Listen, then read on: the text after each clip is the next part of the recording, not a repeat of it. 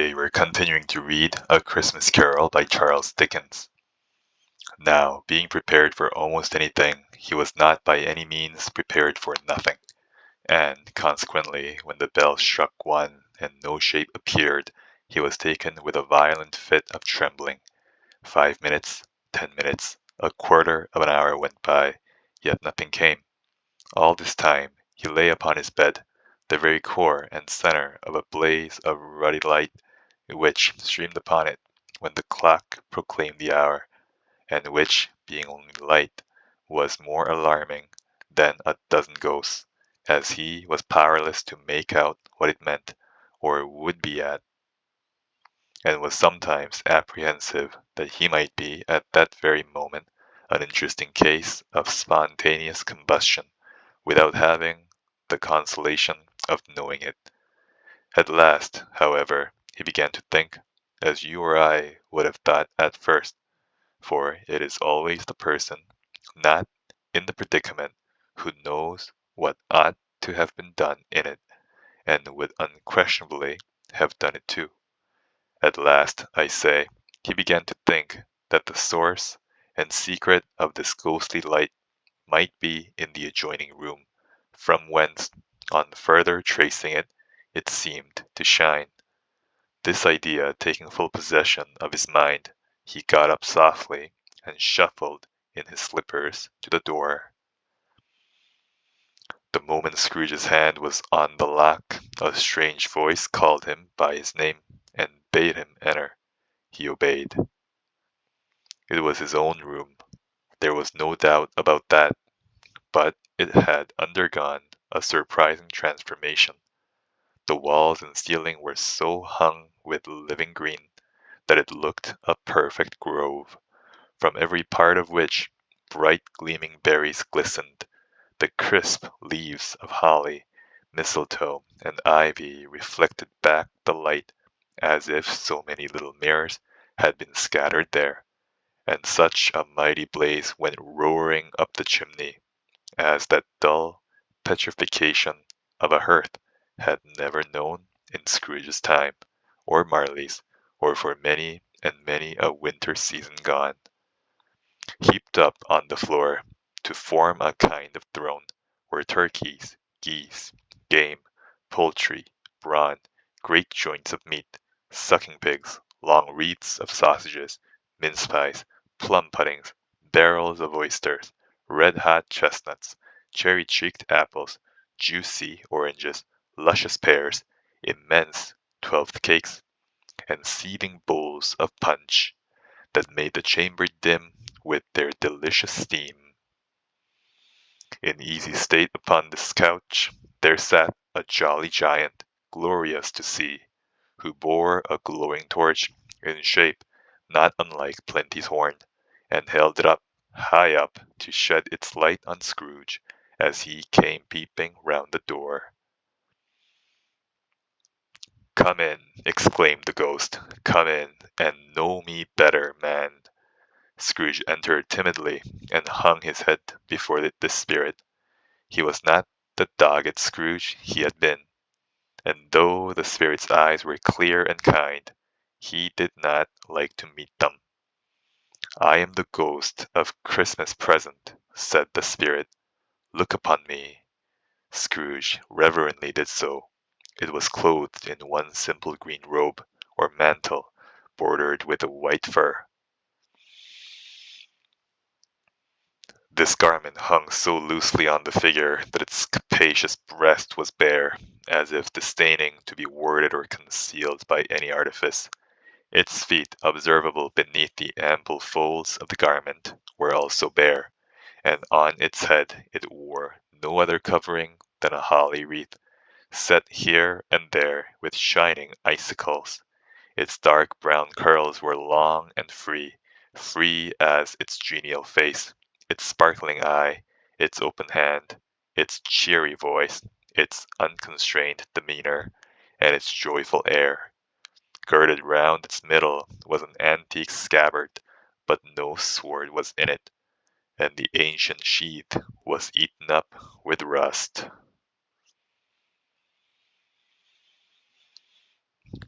You have never seen the like of me before, exclaimed the spirit.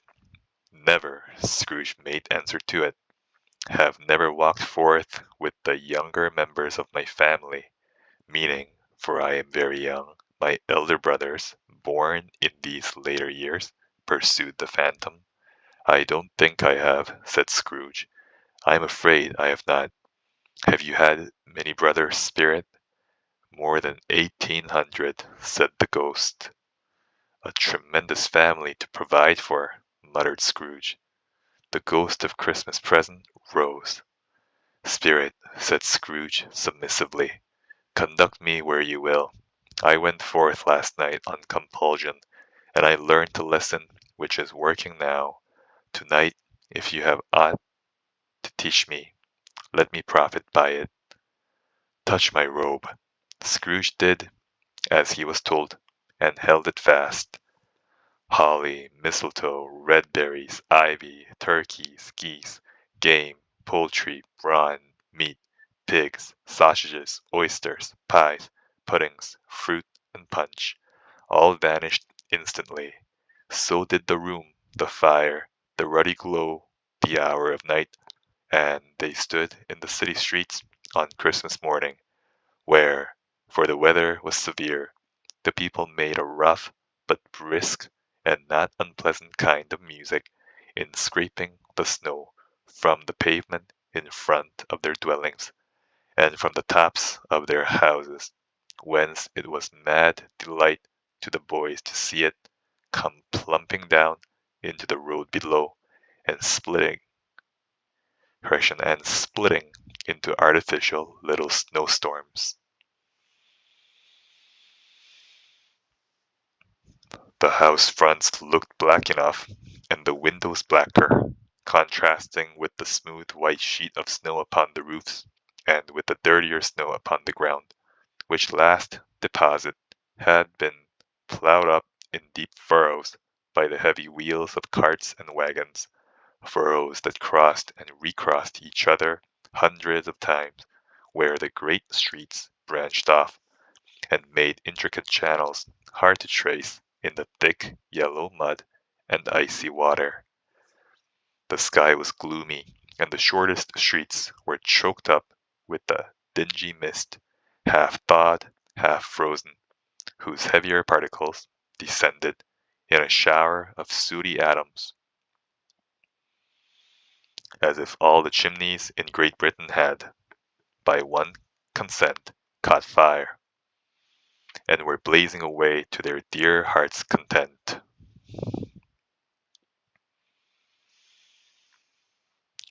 There was nothing very cheerful in the climate or the town, and yet was there an air of cheerfulness abroad that the clearest summer air and brightest summer sun might have endeavored to diffuse in vain. For the people who were shoveling away on the housetops were jovial and full of glee, calling out to one another from the parapets, and now and then exchanging a facetious snowball, better-natured missile far than many a wordy jest, laughing heartily if it went right and not less heartily if it went wrong. The poulterers' shops were still half open, and the fruiterers were radiant in their glory. There were great, round, pot-bellied baskets of chestnuts, shaped like the waistcoats of jolly old gentlemen, lolling at the doors and tumbling out into the street in their apoplectic opulence. There were ruddy, brown-faced, broad-girthed Spanish onions, shining in the fatness of their growth like Spanish friars, and winking from their shelves in wanton slyness at the girls as they went by, and glanced demurely at the hung-up mistletoe. There were pears and apples, clustered high in blooming pyramids. There were bunches of grapes, made in the shopkeeper's benevolence to dangle from conspicuous hooks, that people's mouths might water gratis as they passed. There were piles of filberts, mossy and brown, recalling in their fragrance ancient walks among the woods, and pleasant shufflings ankle-deep through withered leaves. There were Norfolk biffins, squat and swarthy, setting off the yellow of the oranges and lemons, and in the great compactness of their juicy persons, urgently entreating and beseeching to be carried home in paper bags and eaten after dinner. The very gold and silver fish set forth among these choice fruits in a bowl, though members of a dull and stagnant blooded race, appear to know that there was something going on, and to a fish went gasping round and round their little world in slow and passionless excitement.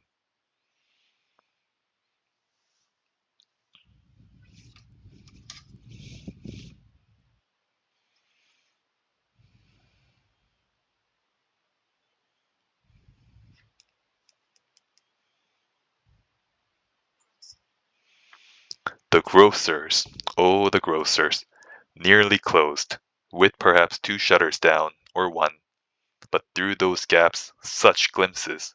It was not alone that the scales descending on the counter made a merry sound, or that the twine and ruler parted company so briskly, or that the canisters were rattled up and down like juggling tricks, or even that the blended scents of tea and coffee were so grateful to the nose, or even that the raisins were so plentiful and rare, the almonds so extremely white, the sticks of cinnamon so long and straight, the other spices so delicious, the candied fruits so caked and spotted with molten sugar as to make the coldest lookers on feel faint and subsequently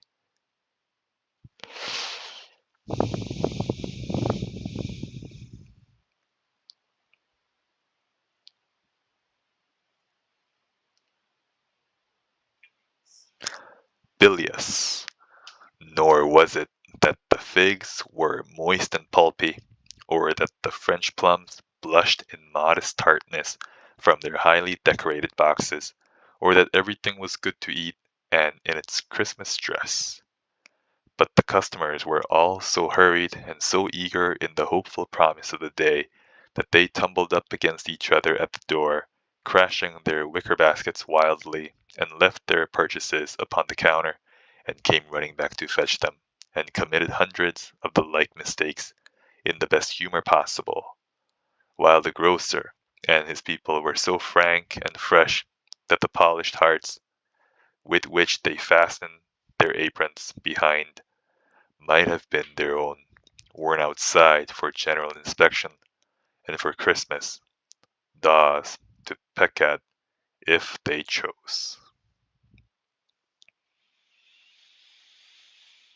But soon the steeples called good people all to church and chapel, and away they came, flocking through the streets in their best clothes and with their gayest faces. And at the same time there emerged from scores of by streets, lanes, and nameless turnings innumerable people, carrying their dinners to the bakers' shops. The sight of these poor revellers appeared to interest the spirit very much, for he stood with Scrooge beside him in a baker's doorway, and taking off the covers as their bearers passed, sprinkled incense on their dinners from his torch. And it was a very uncommon kind of torch, for once or twice, when there were angry words between some dinner carriers who had jostled each other, he shed a few drops of water on them from it, and their good humor was restored directly. For they said, and for they said it was a shame to quarrel upon Christmas Day. And so it was. God love it, so it was. In time the bells ceased, and the bakers were shut up, and yet there was a genial shadowing forth of all these dinners and the progress of their cooking, in the broad blotch of wet above each baker's oven, where the pavement smoked as if its stones were cooking too. Is there a peculiar flavor in what you sprinkle from your torch? Asked Scrooge.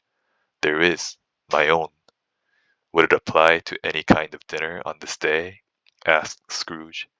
To any kindly given. To a poor one, most. Why to a poor one most? Asked Scrooge. Because it needs it most. Spirit, said Scrooge, after a moment's thought, I wonder of all the of all the beings in the many worlds about us, should desire to cramp these people's opportunities of innocent enjoyment. Ay, cried the Spirit, you would deprive them of their means of dining every seventh day, often the only day on which they can be said to dine at all, said Scrooge. Wouldn't you? Ay, cried the Spirit, you seek to close these places on the seventh day, said Scrooge, and it comes to the same thing. I seek, exclaimed the Spirit. Forgive me if I am wrong. It has been done in your name, or at least in that of your family, said Scrooge. There are some upon this earth of yours, returned the Spirit, who lay claim to know us, and who do their deeds of passion, pride, ill will, hatred, envy, bigotry, and selfishness in our name, who are as strange to us and all our kith and kin as if they had never lived. Remember that, and charge their doings on themselves, not us. Scrooge promised that he would, and they went on invisible, as they had been before, into the suburbs of the town. It was a remarkable quality of the ghost, which Scrooge had observed at the baker's, that notwithstanding his gigantic size, he could accommodate himself to any place with ease, and that he stood beneath a low roof quite as gracefully and like a supernatural creature as it was possible he could have done in any lofty hall. And perhaps it was the pleasure the good Spirit had in showing off this power of his, or else it was his own kind, generous, hearty nature, and his sympathy with all poor men, that led him straight to Scrooge's clerks. For there he went, and took Scrooge with him, holding to his robe. And on the threshold of the door the Spirit smiled, and stopped to bless Bob Cratchit's dwelling with the sprinkling of his torch. Think of that! Bob had but 15 bob a week himself. He pocketed on Saturdays but 15 copies of his Christian name. And yet the ghost of Christmas present blessed his 4-roomed house. Then up rose Mrs. Cratchit, Cratchit's wife, dressed out but poorly, in a twice-turned gown, but brave in ribbons, which are cheap and make a goodly show for sixpence, and she laid the cloth, assisted by Belinda Cratchit, second of her daughters, also brave in ribbons, while Master Peter Cratchit plunged a fork into the saucepan of potatoes, and getting the corners of his monstrous shirt collar, Bob's private property, conferred upon his son an heir in honor of the day, into his mouth. Rejoiced to find himself so gallantly attired, and yearned to show his linen in the fashionable parks. And now 2 smaller Cratchits, boy and girl, came tearing in, screaming that outside the baker's they had smelt the goose and known it for their own, and basking in luxurious thoughts of sage and onion, these young Cratchits danced about the table, and exalted Master Peter Cratchit to the skies, while he, not proud, although his collars nearly choked him, blew the fire, until the slow potatoes, bubbling up, knocked loudly at the saucepan lid, to be let out and peeled. "What has ever got your precious father then?" said Mrs. Cratchit. "And your brother, Tiny Tim, and Martha weren't as late last Christmas Day by half an hour." "Here's Martha, mother," said a girl, appearing as she spoke. "Here's Martha, mother," cried the two young Cratchits. "Hurrah! There's such a goose, Martha!" "Why, bless your heart alive, my dear, how late you are," said Mrs. Cratchit, kissing her a dozen times, and taking off her shawl and bonnet for her with officious zeal. And that's the end of the reading for today. Have a good day.